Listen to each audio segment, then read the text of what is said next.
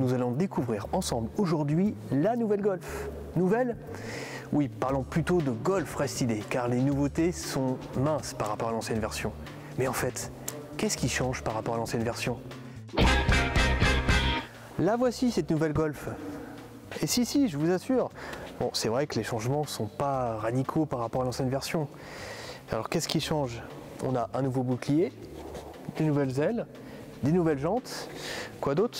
Ah oui, j'oubliais, il y a aussi cette nouvelle teinte jaune métallisée. Les optiques aussi sont nouvelles. Et sur les versions haut de gamme, comme sur ce modèle, elles intègrent un éclairage 100% LED. Et ça, c'est nouveau sur la Golf. À l'arrière, les feux aussi sont à LED, et ce, sur toutes les versions. Mais la grande nouveauté, ce sont les clignotants dynamiques du plus bel effet. Regardez.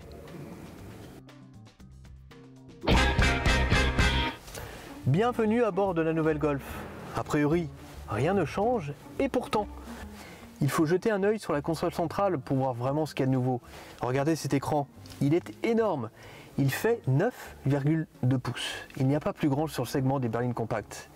Il est doté de commandes tactiles sur le côté gauche qui sont très réactives, qui permettent de naviguer dans le menu ou d'augmenter le volume. Ça, c'est vraiment très bien. Et en plus des commandes vocales, ce système multimédia, donc qui sera vraiment réservé aux versions haut de gamme, dispose de commandes gestuelles. Alors c'est simple, il suffit de passer la main devant l'écran et vous pouvez naviguer dans les menus. L'autre nouveauté se cache derrière le volant.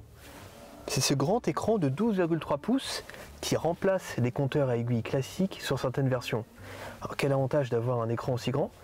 C'est que tout est personnalisable. On peut afficher le GPS, les aides à la conduite, l'ordinateur de bord, il y a vraiment tout qui est personnalisable. La Golf est une voiture plus sûre.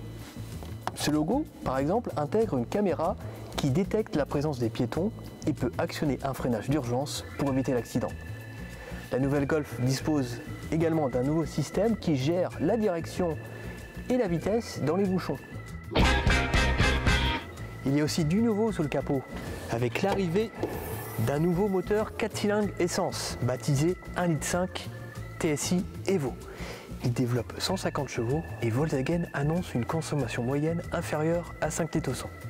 Si vous préférez le sport, il n'y a pas de problème, la Golf GTI a gagné en puissance, 230 chevaux dans sa version normale et jusqu'à 245 chevaux dans sa version performance.